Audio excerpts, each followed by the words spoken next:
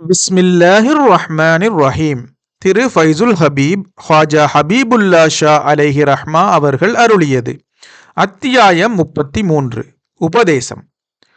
ஒவ்வொரு மகாமுக்கும் உரிய, அதாவது ஒவ்வொரு நிலைக்கும் உரிய ஜிக்ரு குறித்த நேரத்தில் தஹஜ்ஜத்து தொழுகைக்கு பின்னர் செய்யப்பட வேண்டும். ஒவ்வொரு நிலைக்கும் உரிய ஜிக்ரும் 3 மாதங்கள் செய்ய வேண்டும். நான் எனும் கவனத்தை போக்குவதே ஜிக்ரு செய்வதன் கருத்தாகும். இல்லையேல் ஜிக்ரு பூர்த்தியாகாது, கலிமாவின் குறிக்கோளையும் அடைய முடியாது. இதில் சந்தேகங்கள் ஏற்பட்டால் தன் ஷேகிடம் விளக்கம் பெற வேண்டும். இல்லையேல் பக்குவமடைந்த ஞான குருமார்களிடம் தெரிந்து கொள்ள வேண்டும். முரீதுகளுக்கு தெளிவாக்க ஜிக்ரு, இஅ்திகாஃப், ஹல்வத்து இவைகளின் விவரங்களை தந்துள்ளேன். அது வருமாறு: அல்லாஹ் தஆலாவின் ஜிக்ரு வரிசை. நபிகள் நாயகம் ஸல்லல்லாஹு அலைஹி வஸல்லம் அவர்கள் அருளினார்கள்: தன் நாயனை தியானிப்பவனுக்கும் தியானிக்காதவனுக்கும் உள்ள வித்தியாசம் உயிர் உள்ளவனுக்கும் இறந்தவனுக்கும் இடையிலுள்ள வித்தியாசம் போலாகும் என்று மிஷ்காத் எனும் கிரந்தத்திலே பதிவாகியுள்ளது. நபிகள் நாயகம் ஸல்லல்லாஹு அலைஹி வஸல்லம் அவர்கள் அருளினார்கள்: உங்களுக்கு நான் ஒரு புனிதமான புண்ணிய கருமத்தை விளக்கம் சொல்கின்றேன்.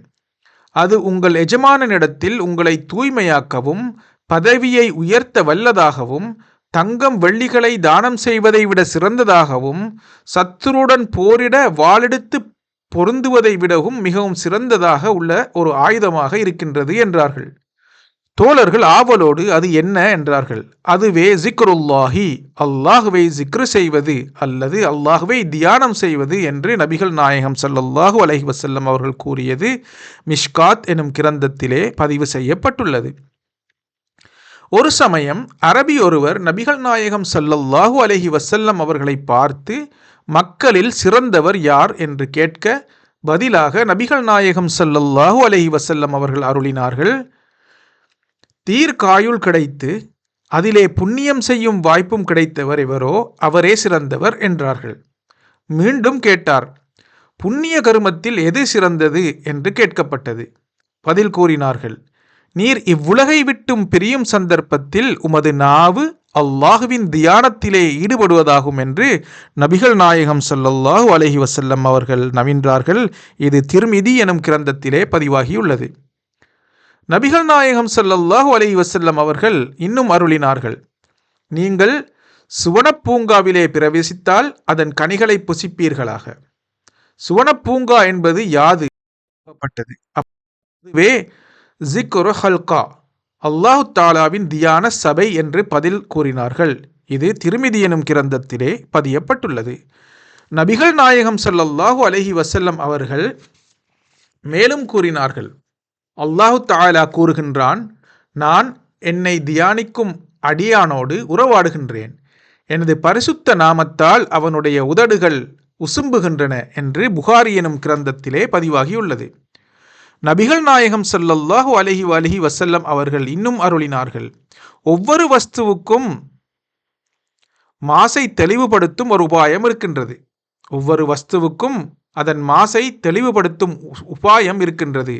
ஆனால் மனதை தெளிவுபடுத்தும் உபாயம் அல்லாஹு தஆலாவின் தியானமேயாகும் என்று நபிகள் நாயகம் ஸல்லல்லாஹு அலைஹி வஸல்லம் அவர்கள் கூறினார்கள். அல்லாஹுவின் தண்டனையை விட்டும் விமோசனம் தரும் பொருட்களிலே அல்லாஹுவின் தியானத்தை விட சிறந்தது வேறில்லை. நபிகள் நாயகம் ஸல்லல்லாஹு அலைஹி வஸல்லம் அவர்களிடம் இது பற்றி கேட்கப்பட்டது. இரத்த தியாகமும் அதாவது ஜிஹாதும் நிகராகாதா என்று கேட்டார்கள். ஆம், உம்முடைய உடைவாள் உடைந்து போகும் வரையில் போர் புரிவதை விடவும் ஜிக்ரு சிறந்தது என்று நபிகள் நாயகம் ஸல்லல்லாஹு அலைஹி வஸல்லம் அவர்கள் கூறியது பைஹக்கி எனும் கிரந்தத்திலே பதிவாகியுள்ளது. நபிகள் நாயகம் ஸல்லல்லாஹு அலைஹி வஸல்லம் அவர்கள் இன்னும் அருளினார்கள்: எந்த நிழலும் இல்லாத அந்த இறுதி தீர்ப்பு நாளிலே 7 கூட்டத்தார்களை அல்லாஹ் தன் அர்ஷில் நிழலிலே பாதுகாத்து கொள்வான். அதில் ஒன்று தனிமையாக இருந்து அல்லாஹுவை தியானித்து கண்ணீர் வடித்த கூட்டத்தினர் என்று மிஷ்காத் எனும் கிரந்தத்திலே பதிவாகியுள்ளது. அல்லாஹு தஆலா நம் அனைவர்களுக்கும் அந்த பாக்கியத்தை தந்தருள்வானாக. ஆமீன் ஆமீன் வல்ஹம்துலில்லாஹி ரப்பில் ஆலமீன்.